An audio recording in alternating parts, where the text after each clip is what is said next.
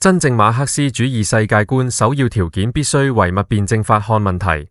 即以尊重、事實證明之科學態度、實事求是態度。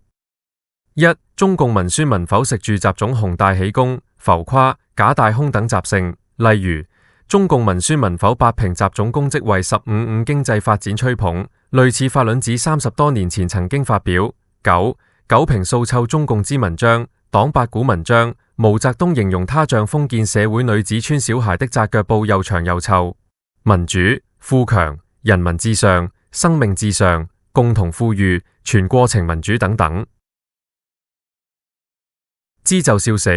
唔知就嚇死。二、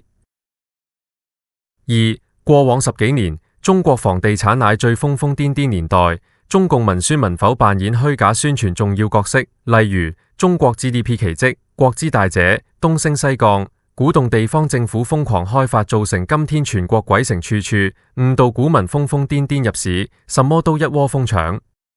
三、放任甚至社會上各種虛假宣傳有問題、未批准、集資有問題傳銷，連被全國絕大多數網民吐槽或批評西貝餐廳，也要被中共文宣文否包庇護短，而對絕大多數網民講事實擺道理，西貝狡辯。自己也穿崩等等隻字不提，中共文宣文否其貴領戶主全國促消費，心態表露無遺。當然如此護短，連小朋友都知最後是自尋死路。中國餐飲玩完。四、縱觀一個官媒中共文宣文否作出的各種各樣虛假宣傳，與時代產生巨大差距和脫鈎。近年更不停抹黑、攻擊、誹謗李嘉誠，超人捐款建設家鄉和國家，第一個勇敢站出來投資的中國生意人等等隻字不提。今時今日中共文宣必須解散和追究他們刑責，當然更是追究習總公器私用。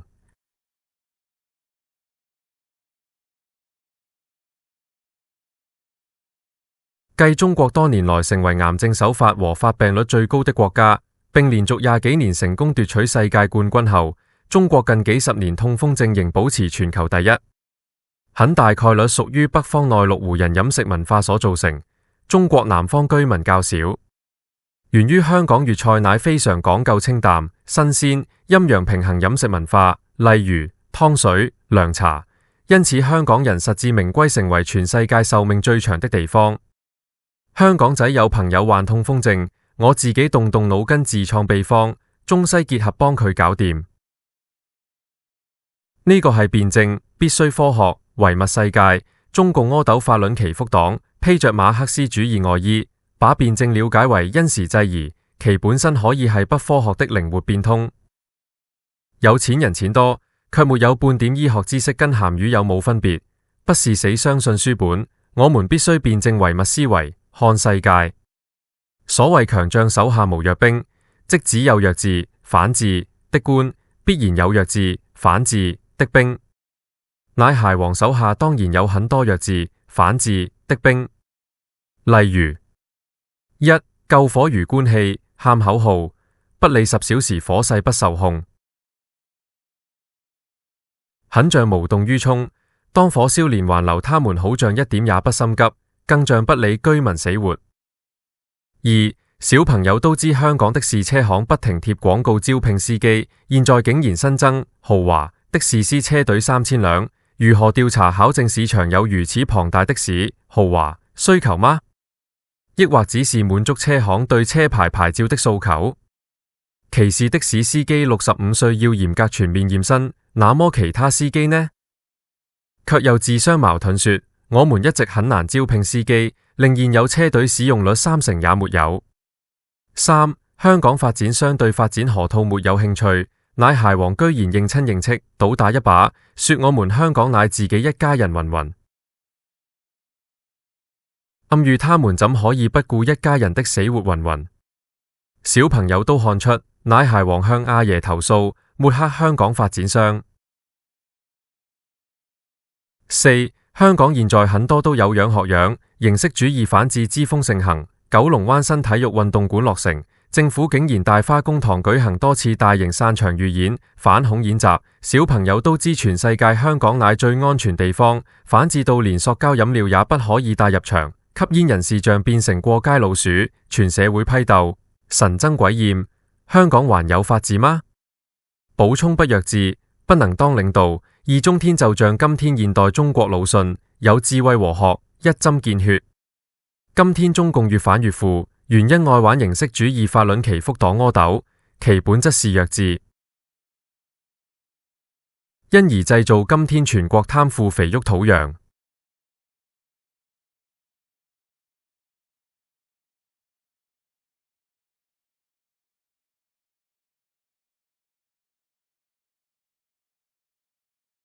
小朋友都明白，即使任何極端此微商品的產出，包括服務業，其最終歸宿消費者。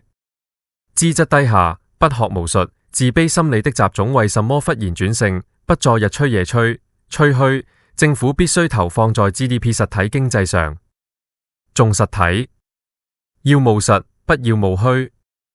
一、根據中國第7次人口普查數據，2020年居住在鄉村的人口，農民僅佔總人口的36.11%，且近年來持續下降。中國過往多叫城鎮化，而現在城市化近3年叫多了，即是所謂農民人口僅佔中國總人口的36.11%，但跟發達西方國家定義城市化相比較，確有很大差異。因此採取中庸的數字應該50%。二、7億中國農民如何擴大消費？中國農村戶口缺乏社會保障和收入遠遠差過城市人口，而中國城市人口更遠遠差過西方發達國家人均可分配開支的6-7成。即使今天中國 GDP 仍遠超過西方 GDP， 為什麼？因為中國 GDP 全靠政府計劃經濟、財政投資堆砌出來的，即極低效益打腫臉充肥佬的 GDP。今天極度透支了 GDP 無以為繼了。中華民族係擁有極愛儲蓄的民族基因，如何改變？基因冇得改變。2023每年中國居民的銀行儲蓄約7.78萬億美元，儲蓄率高達44.5%。六大國有銀行會好快有不同程度爆煲，大家小心。小心。三、今天中國經濟離不開三頭馬車，即是消費、投資，主要固定資產投資和出口。2025年在對美出口銳減29.3%下，中國貿易達到1萬億美元以上貿易順差，以美元結算同比增長21%。主因第一，人民幣被人為大幅削弱；第二，中國對美出口在高辟稅實施前，全世界入口商狂蜂囤積中國貨品；第三，在政府鼓勵企業走出去政策下，出口其他地區都表現強勁，例如東盟、歐盟、中亞、非洲。展望美帝西方國家以壓制中國崛起為戰略目標，加上美帝發動全球化貿易戰，以及保護主義蔓延全世界下，2026年中國外貿將面對出口全世界極不明朗情況下，中國只能作最壞打算，主導創新，自給自足，豐衣足食。四、香港仔再次重複，只有美帝生病了，全世界才沒有好日子，到時候全世界苦過弟弟。全世界將會陷入瘋狂衰退，而極度依賴出口到全世界地區的中國外貿將會首當其衝。重災區。因此中共文宣文否近月不停向習總訴說皇帝的新衣，什麼中國經濟有韌性、有剛需、經濟忍等等。最致命，今天中共太遲轉向了，因為缺乏像朱鎔基有能力和魄力的領導人，中共至今仍自欺人做鴕鳥。習總確實像崇禎皇帝。你們班地方官休想動用朕國庫來打救你們的稅收、地方債務、房地產爆雷，包括國企央企。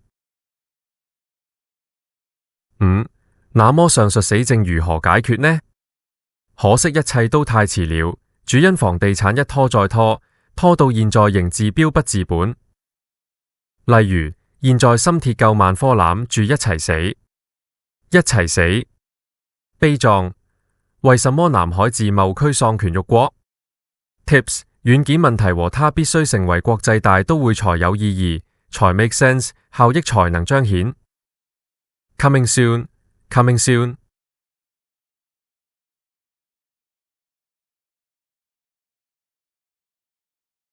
所謂強將手下無弱兵，即有什麼樣的官就有什麼的兵。被11爺爺欽點的中央軍委副和委員全部貪腐，被11爺爺欽點的奶孩王徹頭徹尾走過場，叫口號，小朋友都會做。轉貼2025年11月26日下午5點15分，已即時啟動緊急事故監察及支援中心，聽取保安局和消防處的匯報。他主持跨部門緊急會議，並指示部門全力做好滅火救援救治工作。各政府部門全力協助受火警影響的居民，將市民安全及福祉放在首位。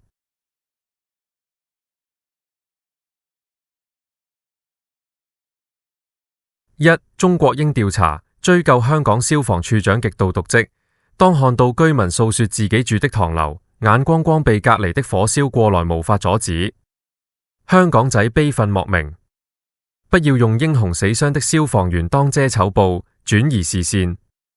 二、奶孩王應該指罵你個 PK 消防處長，用再升高1倍高度直升機丟水彈，輪流當洗一場大雨淋濕棚架得唔得？三、你個 PK 點解唔向深圳那邊派更先進救火車，或請教他們如何解決高空射水困難問題？四、奶孩王為什麼當知道5小時火勢仍不受控，不馬上下死命令，用盡任何方法嘗試，千方百計必須控制火勢？救人，救人。五、當香港仔打救棒收聽到8小時火勢仍未受控，小朋友都會明白屋內的居民玩完，玩完。難道奶孩王不知道嗎？直至10小時過去了，火勢仍未受控，即是奶孩王內心可能好啦，你們要乖乖乖留低，監生燒死，監生焗死。順便一提，專業界的寵物玩物 AI 泡沫好快爆破，但不會像3歲至90歲都喜愛的電腦互聯網一樣，能夠從1990年泡沫爆破後起死回生。喂 Tips， 因為AI首先會衝擊中產，到時中產要咬路遠。相反，電腦互聯網近幾十年來令世界經濟可以在不引發通膨的前提下加速成長，並成功創造一批一批全世界向上流的中產，即21世紀起全球購買力大爆發。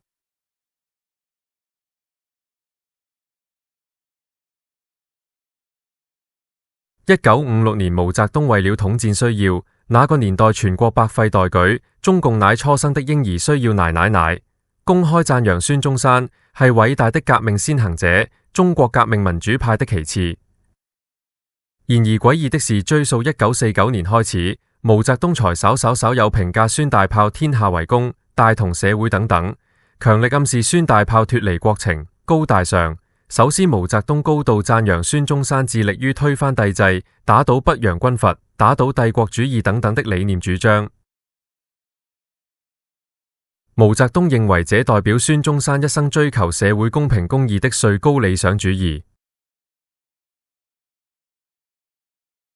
然而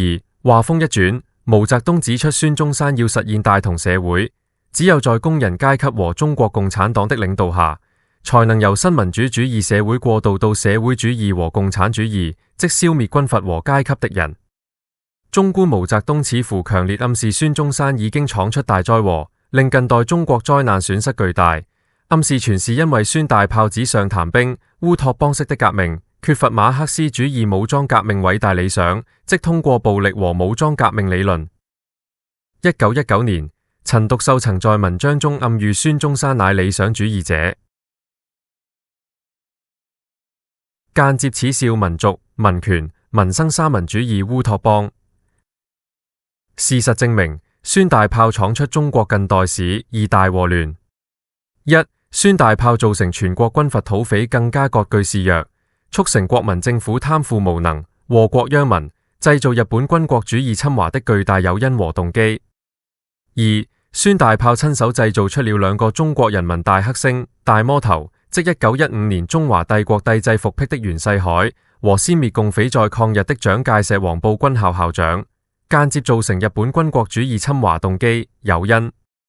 今時今日中國政府不相信科學數據、審查和監督等等法治制度建設，中國今天竟然還有皇帝出巡，包裝成調研，大玩形式主義。高官們要清一色跟皇上白衫黑褲黑皮鞋，前呼後擁，封路迴避，演員群眾鼓掌歡迎等等，接受黃言詔令文書式黨八股訓話，因此可以凸顯習總資質低下，不學無術，自卑心理。據海外反共反華組織大起底，習的家族有精神病史或家族基因史，以及賴昌星曾經形容習總像個傻子。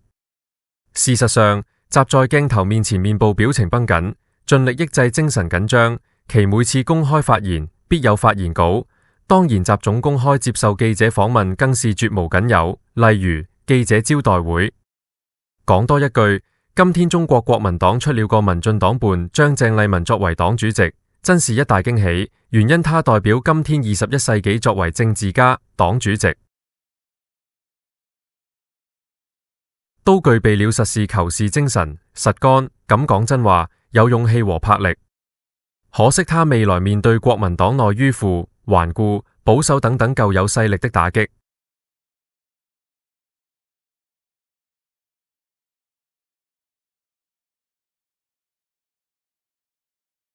世人不清楚毛澤東紙老虎理論乃必須包含兩大因素，香港仔打狗棒在這裏不論述了。年薪幾百萬奶孩王天天出席各種各樣場合，發表千篇一律美事演說，錄音機回放口號讚歌，特區政府究竟反智都到什麼程度？政府機構臃腫，人浮於事，例如奶孩王太悠閒沒事做，而只會一個心思打卡出風頭。政府大玩儒術猛增92立法會議員席位浪費公帑，職能很多重疊區議員，他們效益更高，破天荒新增司長、副助理、局長、副助理、政治助理、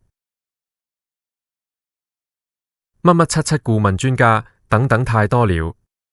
奶孩王實質紙老虎虎。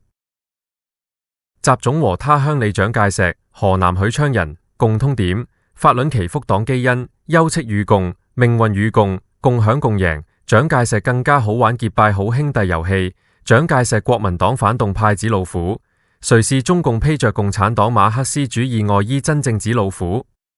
習總吹噓自己係新質發展、共同富裕、全過程民主、人類命運共同體、人民至上、生命至上等等倡議者，李鴻志都甘拜下風。習總自吹自擂如此虛張聲勢，實質係紙老虎。誰是真正紙老虎？哈馬斯確是恐怖組織，音樂會上劫持200多樂迷。習總和魏雙雙玩起，站上道德高地上，呼籲以色列不要打擊報復。他們忘記了毛澤東名言：人不犯我，我不犯人；人若犯我，我必犯人。這完全是馬克思主義世界觀。何況阿拉伯世界早早是他們劣跡斑斑不可救藥軍閥土匪，影衰巴勒斯坦人民。例如，他們利用居民作人盾掩護，醫院當避難所軍火庫，搶奪救濟物資等等。誰是真正紙老虎？習總堅持動態清零不放鬆，海運陸運交通堅持大局為重，休戚與共。即使全世界陸陸續續放開邊境通關，習總好大喜功，害怕背鍋擔責，即使斷供西方供應鏈，究竟誰是真正紙老虎？習總站上道德高地，呼籲俄烏雙方停戰談判，不要擴大戰爭。當時香港仔打狗棒，呼籲普京必須運用戰略核武器，這是唯一震懾美帝西方一步一步插手加碼扶持烏克蘭。他們目的消滅俄羅斯，美帝西方不會為烏克蘭跟俄羅斯同歸於盡，因為他們通通都是紙老虎。但真正紙老虎係普京，因為他真的相信習總克制和平言論。誰是真正紙老虎？監躉夢熊、文革4人幫做反派，和 AI 絕對紙老虎。好簡單， AI 不是底層的必需品，它只是高端產品。電腦和互聯網今天像水銀瀉地，3歲至90歲都喜歡它。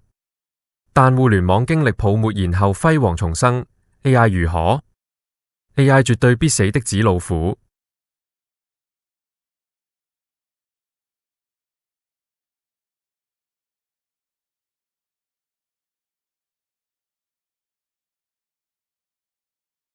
習總叫口號好過癮，人民至上，生命至上。然而，當我們今天面對3.3億人口，官方2022年推論患上各種心腦血管慢性病，14.3億人口必須減去30歲以下人口，再加上越來越年輕化程度，這簡直令人觸目驚心。必須清算，清算！習總空喊口號，不做實事。禍國殃民。近年國內預製菜大流行，預製菜即係塑膠包裝的罐頭。最近科學家發現塑膠袋產生的微塑膠粒可達數以億計，當然食品清洗乾淨冇問題，最可怕，預製菜不可能沖洗，裏面醬料跟微塑膠粒產生什麼化學作用？事實上，預製菜這必然絕配，天仙配，漢化後的華夏中原胡人飲食文化。喂，何解預製菜等於胡人飲食文化？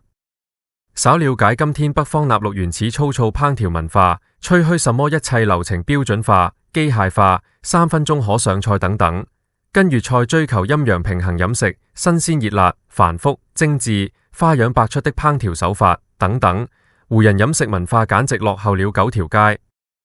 粵菜追求陰陽平衡飲食、新鮮熱辣，例如食材新鮮、清淡為要，不同時節湯水，包括各種涼茶、綠豆水，辯證追求鑊氣。粵菜追求繁複精緻，例如會因應不同食材配上各種烹調手藝，例如要求預先飛水、走油、浸泡、煨上湯、預先照料製1小時以上等等。世上獨一無二粵菜獨特的烹調手藝，例如白灼閃甜、上湯浸、煲仔或鑊仔上、燉煮、燜、燴，例如燴麵、燴牛尾、燴牛脷等等，甌者椒鹽屈，例如薑蔥燒酒屈鯉魚等等。可惜今天太多失傳了，包括很多燒臘做法。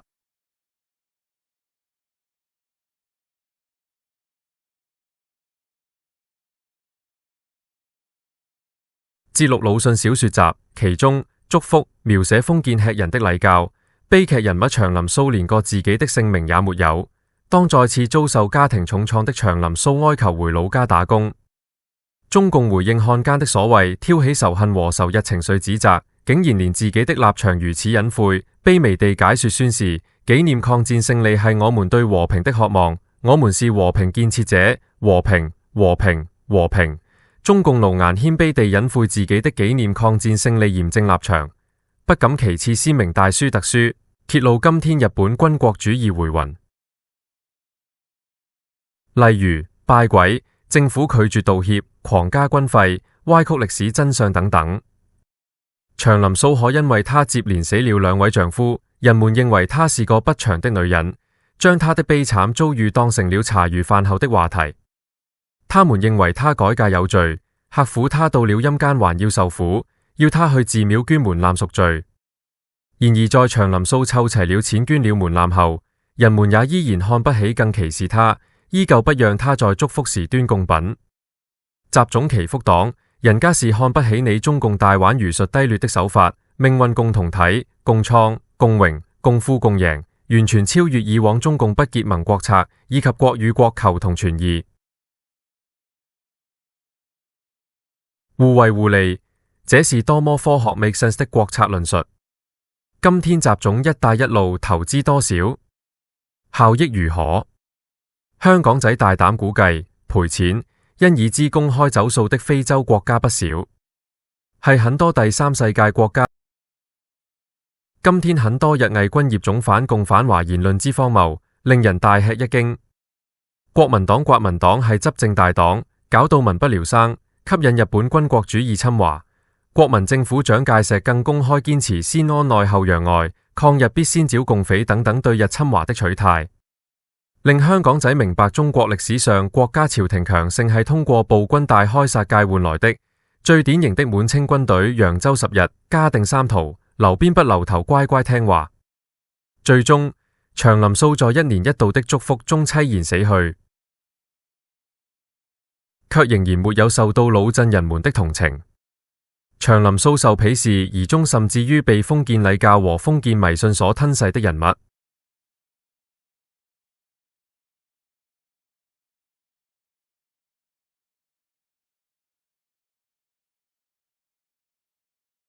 今天華夏中原，南方例外，絕大多數是外族游牧被漢化的後代。原因五胡亂華漢人被胡人殺的和被胡人吃掉的漢人幾乎滅種。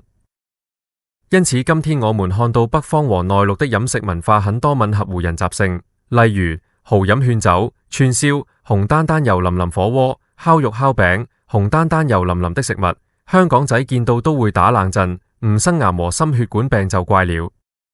正如蔡瀾所言，原始粗糙的飲食，稍有少許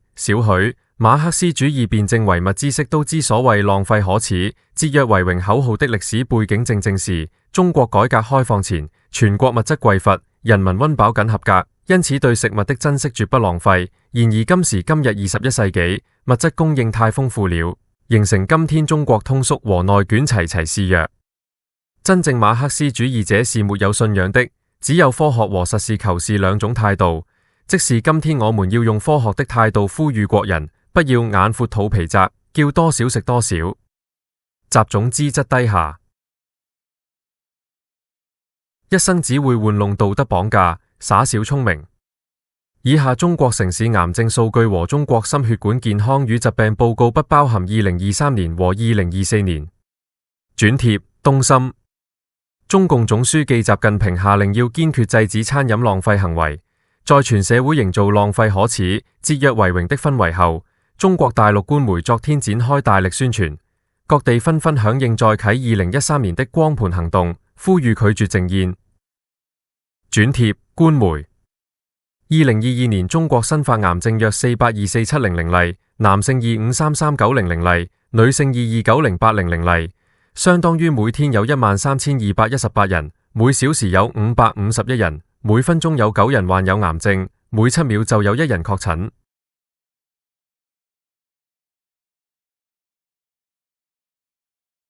轉貼官媒。根據中國心血管健康與疾病報告2021指出，中國心血管疾病患病率處於持續上升階段，推算心血管疾病現患人數3.3億，其中腦卒中1300萬，冠心病1139萬，心臟衰竭890萬，肺源性心臟病500萬，心房顫動487萬，風濕性心臟病250萬，先天性心臟20萬8萬支。